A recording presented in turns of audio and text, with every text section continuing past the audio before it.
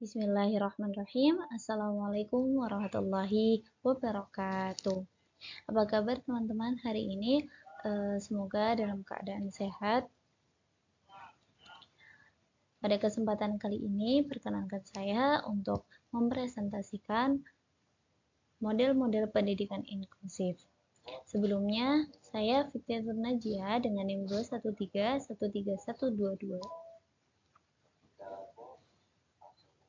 Nah, pendidikan inklusif kini sudah marak ya teman-teman. Kita ketahui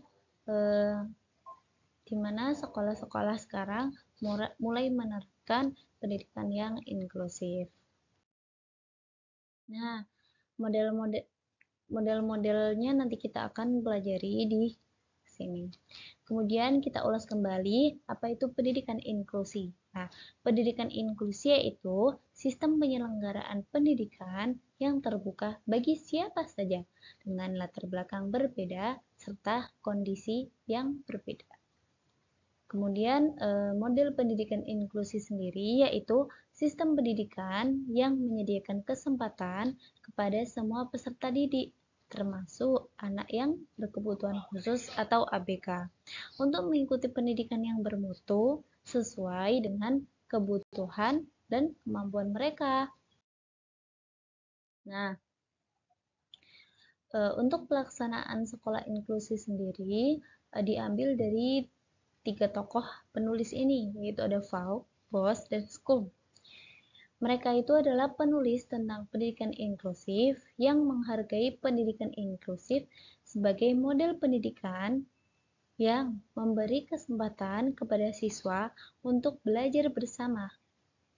Dan dalam praktik, istilah inklusi dipakai secara bergantian dengan istilah mainstreaming, yang berarti sebagai layanan pendidikan yang layak bagi anak berkebutuhan khusus sesuai dengan kebutuhan individualnya. Kemudian menurut Halahan dan Kaufman, di model kelas inklusif yang pertama ada regular class only, yang dimana kelas biasa dengan guru biasa seperti sekolah pada umumnya yang belum inklusif. Kemudian ada yang kedua, yaitu ada regular class with consultations, yaitu kelas biasa yang ada konsultan guru PLB-nya. Kemudian model ketiga ada pusat diagnostik prescription, yang dimana dalam konteksnya yaitu layanan yang mempertimbangkan karakteristik dan kebutuhan individu anak tersebut untuk mendalami konsep layanan pendidikan. Kemudian model yang keempat ada research teacher, yaitu guru sumber, kelas biasa dengan guru biasa, tapi dalam beberapa kesempatan itu anak berada di ruang sumber dengan guru sumbernya. Kemudian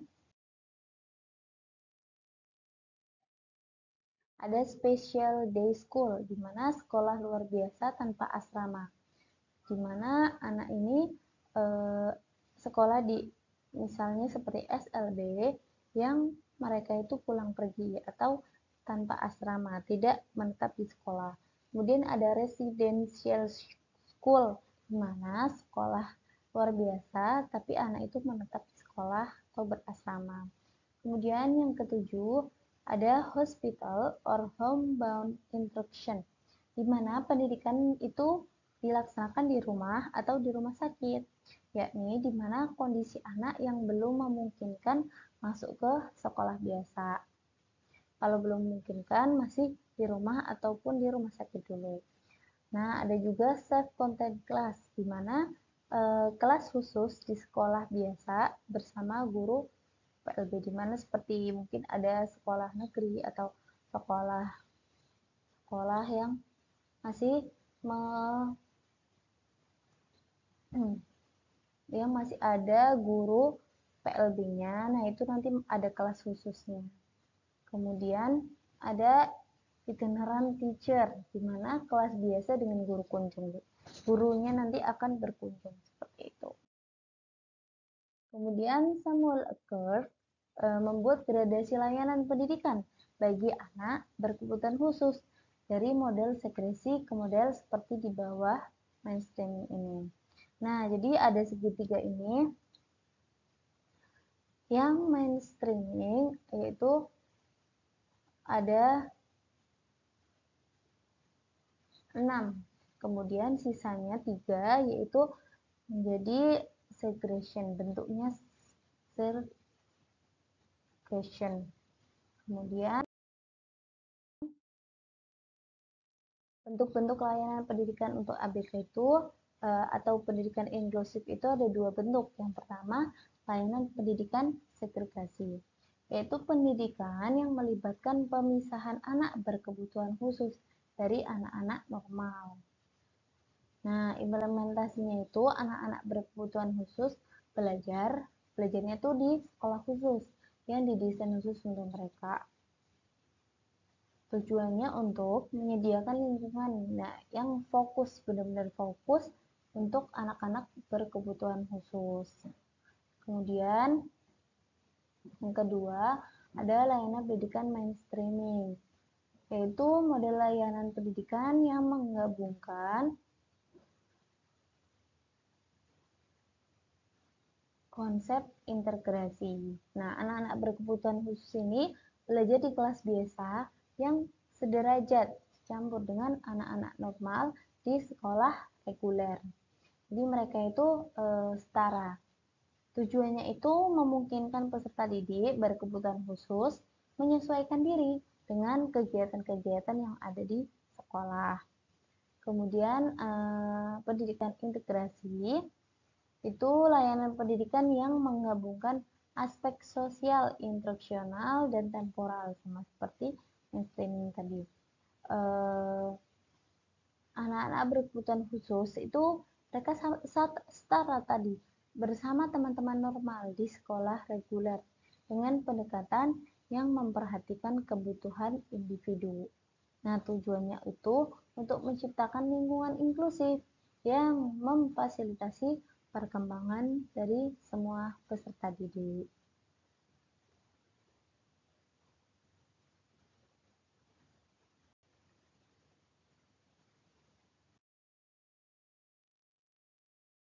Nah, ada apa aja sih model yang digunakan di Indonesia?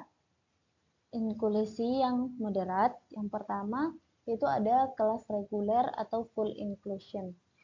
Anak berkebutuhan khusus itu mereka belajar bersama dengan anak lain sepanjang hari di kelas reguler atau inklusif dengan menggunakan kurikulum yang sama.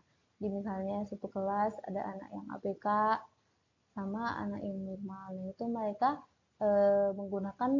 mengikuti kegiatan dengan kurikulum yang sama.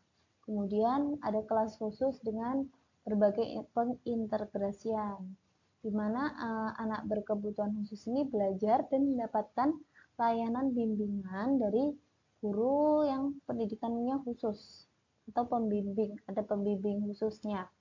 Di dalam kelas khusus di sekolah inklusif, tapi di bidang-bidang tertentu itu dapat belajar bersama anak lain juga di kelas reguler inklusif. Kemudian yang ketiga ada kelas reguler dengan inclusion. Anak berkebutuhan khusus ini belajar bersama dengan yang lainnya di kelas reguler atau inklusif, itu dalam kelompok khusus. Jadi mereka ada kelompok khususnya. Kemudian ada namanya kelas khusus penuh. Jadi ABK ini belajar dan mendapatkan layanan bimbingan dari guru pendidikan khusus atau pembimbingnya di dalam kelas khusus pada sekolah reguler atau inklusif. Jadi kelasnya benar-benar dikhususkan seperti itu. Kemudian ada kelas reguler dengan cluster dan pull out, di mana anak itu belajar bersama dengan anak lain dalam kelompok khusus, tapi sewaktu-waktu itu mereka itu bisa aja pindah atau ditarik atau keluar dari kelas inklusif ke ruang sumber untuk belajar dan mendapat layanan bimbingan dari guru pembimbing khusus. Misalnya anak memiliki keterlambatan bicara, maka perlu diterapi bicara. Kemudian kelas reguler dengan pull out, di mana ABK ini belajar bersama dengan anak lain di kelas reguler atau inklusif, kemudian belajar dan mendapat layanan bimbingan dan guru pembimbing khusus. Tuh, sama ya, di pull out hampir sama. Baik, itu tadi adalah penjelasan saya tentang model-model pendidikan inklusif. Terima kasih. Mohon maaf bila ada salah kata atau ucapan. Jika ada pertanyaan, silahkan tulis di kolom komentar. Wabillahi taufiq wal hidayah. Sampai jumpa. Wassalamualaikum warahmatullahi wabarakatuh.